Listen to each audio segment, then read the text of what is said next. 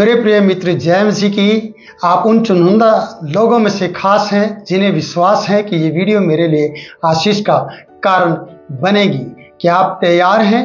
आइए हम उत्पत्ति की किताब, जो हमारी उत्पत्ति किस तरीके से हुई और जिसमें हम पारिवारिक कहानियों को देखते हैं, जिसमें हम एक विश्वास की बड़ी शुरुआत को देखते हैं। तो आइए हम परमेश्वर पर किस तरीके से विश्वास कर सकते हैं और परमेश्वर किन बातों के द्वारा आपकी अगुवाई करना चाहता है। क्या आप तैयार हैं अपने जीवन में ऐसी अगुवाई चाहने के लिए कि परमेश्वर आपके जीवन में अगुवाई करे? जब आप समर्पित हों, जब आप बुलाहट के तहत चल रहे हों, जब आप परमेश्वर पर भरोसा करते हुए आगे बढ़ रहे हों, जब आप परमेश्वर का सब कुछ अपना मान लेते हैं, तब आपके जिंदगी में परमेश्वर क्या क्या करता है। इस बाइबल की कहानी से, उत्पत्ति की किताब से हम ये बातें देखने को हमें मिलती है। तो आइए हम उत्पत्ति की किताब उसका 15वां अध्याय और उसके पहले पद को देखते हैं। तो आइए शुरू करते हैं। इन बातों के पश्चात यहोवा का यह वचन दर्शन में अब्राहम के पास पहुंचा। इन बातों के पश्चात ये कौन सी बातें हैं जो हम 14वें अध्याय में देख पाते हैं? तो ये कौन सी बातें हैं? ये किन बातों के बाद परमेश्वर से दर्शन देता है? किन और कौन सी बातें, और उन बातों के कारण से वो उन बातें और किन बातें के बारे में हम जानना चाहते हैं। प्रियो, कई बार होता है कि जब आपको क्रोध आता है और आप कहते हैं उन बातों के कारण मुझे क्रोध आया है। प्रियो, क्रोध नहीं, आज आपको आशीष मिलने वाली है। आप इन बातों के कारण, मैं आपको बताना चाहता हूँ वो कौन सी बातें हैं जो इन बातों के कारण से परमेश्वर ने अब्राहम को दर्शन दिया। वो कौन सी बातें हैं जिसने अब्राहम को आशीषित कर दिया, जिसको प्रतिफल देने के लिए परमेश्वर वहां पर उतर आया दर्शन के रूप दर्शन देते हुए। तो प्रियो, मैं कहना चाहता हूं कि आप तैयार हैं कि परमेश्वर मुझे भी दर्शन दे?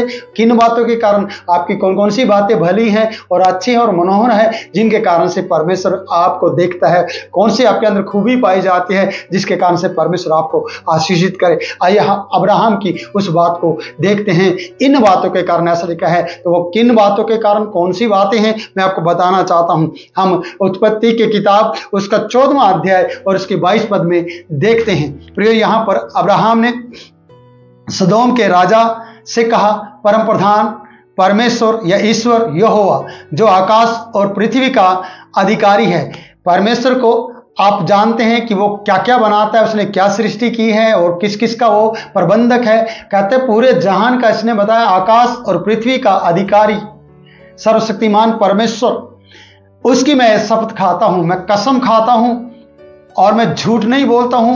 मैं उसके साथ वाचा बांधता, उसने मेरे साथ वाचा बांधी है। तो प्रियो, ये याद दिला रहा है सदोम के राजा को, ये कहना चाहता है कि बिल्कुल भी नहीं, मुझे लालच नहीं, मुझे कुछ भी रिश्वत आप दे, मैं कुछ भी ऐसा करने वाला नहीं हूं कि मैं परमेश्वर को छोटा ठहरा दूं। हम कई बार अपनी जिंदगी में परमेश्वर को छोटा ठहराने की कोशिश करते हैं, जब हम छोटी छोटी बातों के लिए लालच करते हैं। यहाँ छोटी सी बात नहीं है, यहाँ बहुत बड़ा लालच है, यहाँ एक बहुत बड़ा ऑफर है। ऑफर क्या है? यहाँ बताया गया है कि प्राणी मुझे दे, धन तू रख ले। आज धन की किसको जरूरत नहीं है? किसका मन धन के लिए नहीं तड़फ रहा है? किसको धन की जरूरत नहीं है? कौन आज धन के लिए परेशान नहीं है? कौन आज धन नहीं चाहता है? प्रियो, आज हर एक की जरूरत है धन, और वो अपने मन पे काबू नहीं कर पाता। यहाँ मन परमेश्वर की ओर लगा है, इसलिए धन को छोड़ दिया गया है। और ये बातें हैं जो बताई गई हैं कि इन बातों के पश्चात, ये क्या बात है कि सर्वशक्तिमान परमेश्वर जो आकाश और पृथ्वी का परमेश्वर है, उस जो अधिकारी है, उसकी मैं शपथ खाता हूं कि जो कुछ तेरा है उसमें से मैं एक सूत भी और ना जुत्ती का बंधन तक और कुछ और वस्तु लूंगा, कोई भी वस्तु मैं तुझसे नहीं लूंगा। इन बातों के पश्चात जब अब्राहम की जिंदगी में एक त्याग आया, पहला त्याग उसकी जिंदगी में था कि उसने अपने रिश्तेदारों को, अपने घर को, अपने परिवार को, अपने कुटुंब को, अपने देश को छोड़ दिया था और छोड़कर पीछे के परमेश्वर के पीछे चल दिया था। उसकी बुलाहट, अपनी बुलाहट के अनुसार परमेश्वर ने जो उसे बुलाया था, और वो पहला समर्पण था उसका। दूसरा समर्पण हम ये देखते हैं कि जब वो खुद अपने 318 शिक्षित कौशल लोगों के साथ युद्ध को जीत कर आया था, बहुत से राजाओं को खत्म करके आया था, और धन दौलत और भेड़ बकरियां और अपने भतीजे लूत को लेकर आया था जो उसके पूत के समान था। क्यों?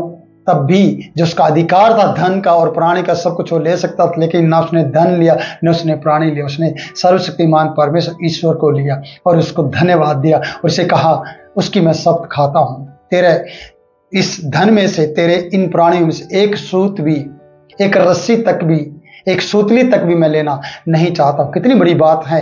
क्या ये वो बातें नहीं हैं जिसमें परमेश्वर आपके ऊपर भरोसा कर सके? जैसे कि यहाँ अब्राहम के ऊपर भरोसा किया गया कि अब्राहम ने परमेश्वर का लालच किया, परमेश्वर की नज़र में कोई बुरा ना कर दे, इसलिए अब्राहम ने इस बात का पूरा ख्याल रखा। और ये राजा कल को ये ना कह दे कि वो लूटी थी ना उस वक्त, उसके कारण से तो धनवान बना है, ऐसा ना हो कि परमेश्वर का नाम नीचे जाए और राजा ऊंची ऊंची बातें करे। कई बार प्रियो, अन्य जाति के लोग जिनके आप एहसान बंद होते हैं, जो आपके ऊपर एहसान कर जाते हैं, जो आपके ऊपर दया दिखाकर आपको अपना गुलाम बना लेते हैं, वो आप पर चौधर करते हैं और चौधरी बनकर आपकी सारी आशीषों को परमेश्वर की नज़र में ख़त्म कर देते हैं और परमेश्वर के अनुग्रह आपके ऊपर से हटाते हुए, अपना अनुग्रह दिखाते हुए आपके साथ गलत करते हैं। तो प्रियो, ये राजा ऐसा करने की कोशिश कर रहा था, जबकि राजा कहेगा या नहीं कहेगा मालूम नहीं, पर अब्राहम अच्छी तरह से जानता था कि नहीं, ऐसा करने से मैं अपने परमेश्वर के नाम को छोटा करूंगा, ऐसा करने से, ये काम करने से मैं परमेश्वर को तुच्छ समझने पाऊंगा, इसलिए मैं ऐसा नहीं करूंगा। वो सर्वशक्तिमान परमेश्वर है, वो पृथ्वी का अधिकारी है, वो आकाश का अधिकारी है, वो भिखारी नहीं है। कई बार हम भिखारियों की तरह खुद परमेश्वर जो अधिकारी है उस अधिकार का उपयोग नहीं कर रहे हैं। हमें अधिकार का उपयोग करना आना चाहिए, उसे इस्तेमाल करना आना चाहिए कि मेरा परमेश्वर धनी परमेश्वर है। आप सोचिएगा, हमने उसे अडॉप्ट किया है, हमने यीशु मसीह पर विश्वास किया है, हमने उसे ग्रहण किया है। जब हमने यीशु मसीह को ग्रहण किया है तो उसने हमें परमेश्वर की संतान होने का अधिकार दिया है। तो अब्राहम के 318 लोग जो घर में पैदा हुए हैं वो योद्धा के रूप में एक युद्ध जीत कर आए हैं और मालिक अब्राहम उनसे कुछ भी नहीं ले रहा है। जीतने के बावजूद भी, राजाओं को जीतने के बाद लूत से भी कोई संपत्ति नहीं ले रहा है, उसने कुछ भी नहीं लिया और अपने परमेश्वर के सामने इन बातों का जिक्र किया कि मेरा परमेश्वर सर्वशक्तिमान परमेश्वर है, वो आकाश और पृथ्वी का अधिकारी है। क्या यही बातें आपकी जिंदगी से निकलती हैं या और बातें निकलती कि हाँ मानते तो हैं पर कुछ समझ में नहीं आता है, हम बड़े तंग चल रहे हैं, परेशान चल रहे हैं। प्रियो, हम कभी कभी अपनी परेशानी बताते हैं जब लोग हमें परेशान करते हैं, वरना हम किसी को भी अपनी परेशानी बताना नहीं चाहते, क्योंकि परेशानी बताने से कोई भी लोग, कोई भी जन आपकी मदद नहीं कर पाएगा। पर मदद करने वाला सर्वशक्तिमान परमेश्वर के सामने प्रार्थना में आप अपनी परेशानियों को ला सकते हैं। जिस प्रकार से हम यहाँ पर देखते हैं कि कल को परेशान होने से अच्छा आज इस धन का त्याग करें, कल को राजा के मुंह से उल्टी सीधी बातें सुनने से अच्छा है आज सही सही शब्द को बोल दे। सही शब्द क्या है कि मैं एक सूत जूती का एक बंधन भी तुझसे नहीं लूंगा, क्योंकि मेरा परमेश्वर सर्वशक्तिमान परमेश्वर है। इसलिए लिखा है कि कल को ऐसा ना कहना पाए कि अब्राहम मेरे ही कारण धनी बना है, अब्राहम मेरे कारण धनी बना है। प्रियो, आपके साथ अगर ये नाम जुड़ा ना किसी और का कि उसके कारण से धनवान बना है, तो ये बहुत ज़्यादा आपके लिए शर्मिंदगी का काम होगा। अगर लोग ये कहें परमेश्वर के कारण, सर्वशक्तिमान के कारण ये धनवान बना है, तो मैं कहता हूँ यहाँ धनवान बनने के एक और भी है कि परमेश्वर की बातों में, परमेश्वर की आज्ञा में हाँ करते हुए आगे बढ़ना, जैसे कि अब्राहम आगे बढ़ा है। कोई सवाल जवाब नहीं, मुझे कहाँ ले जाओगे, कहाँ रखोगे, मेरे लिए क्या क्या सुविधाएं रहेंगी, कोई रिक्वायरमेंट है क्या आपकी? नहीं, परमेश्वर ने कहा तो विश्वास कर, विश्वास के साथ चल। और उसने विश्वास का कदम उठाया। आज धन का त्याग देना विश्वास का कदम उठाना है। आप कष्टी उठाना कोई बात नहीं, बदनामी नहीं होना है। तो परमेश्वर की बदनामी ना हो, यहाँ पर अब्राहम ने धन का त्याग कर दिया है, प्राणियों का त्याग कर दिया है और राजा को सिखा दिया है, राजा को बता दिया कि मेरा परमेश्वर जिसकी मैं आराधना करता हूँ, जिसकी मैं सेवा करता हूँ, वो सर्वशक्तिमान परमेश्वर है। यही बात आज आपको भी कहने की जरूरत है। ये वो बातें हैं प्रियो, इन बातों के कारण देखना, फिर से मैं आपको याद दिलाना चाहता हूँ, मेरी वीडियो का समय हो रहा है। इन बातों के कारण यहोवा का वचन दर्शन में, यहोवा का वचन दर्शन में अब्राहम के पास पहुंचा है, अब्राहम के पास पहुंचा है। मैं ये कहना चाहता हूं, क्योंकि अब इसका नाम चेंज नहीं हुआ। जब नाम चेंज होगा तब मैं अब्राहम बोलूंगा, इब्राहिम बोलूंगा, अभी अब्राहम है।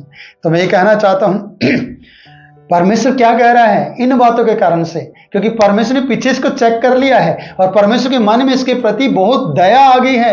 परमेश्वर इसके प्रति एक ढाल के रूप में खड़ा होना चाहता है। वो मैं अगली वीडियो में बताना चाहता हूं। परमेश्वर पद को ये कहना चाहते कि दर्शन में आपको भी परमेश्वर बात करना चाहता है आपके साथ। क्या आप वो उन खास लोगों में से, उन चुनिंदा लोगों में से एक हैं जो ये बात सुनना चाहते हैं और इस वीडियो को और लोगों के लिए भी आशीष का कारण बनाना चाहते हैं? तो प्रियो, कभी कभी आपका किया हुआ त्याग परमेश्वर की ओर से आपके लिए प्रतिफल होगा आशीष के रूप में, और वो आपको उन बातों के कारण या इन बातों के कारण जो अभी अभी आपने अपनी जिंदगी में की है त्याग करके, और रिश्तेदारियों में से उन बातों को छोड़ते हुए जो आपको मजबूर कर रहे थे, विश्वास में जो आपको कमजोर कर रहे थे, उनको आपने त्याग दिया। तो परमेश्वर कहता है अब तू मेरा है, तू मेरा प्रियजन है। तो प्रिय, आप सचमुच में प्रिय हैं क्योंकि आप इस वीडियो को देख रहे हैं और परमेश्वर का वचन सुन रहे हैं। तो प्रभु आपको बहुतायत से आशीष दे और आपकी जिंदगी बदले और आपकी जिंदगी में कार्य करे। आज आपके दिन को परमेश्वर बनाए और आपका साथ दे और आपकी हर एक घटी को पूरा करे।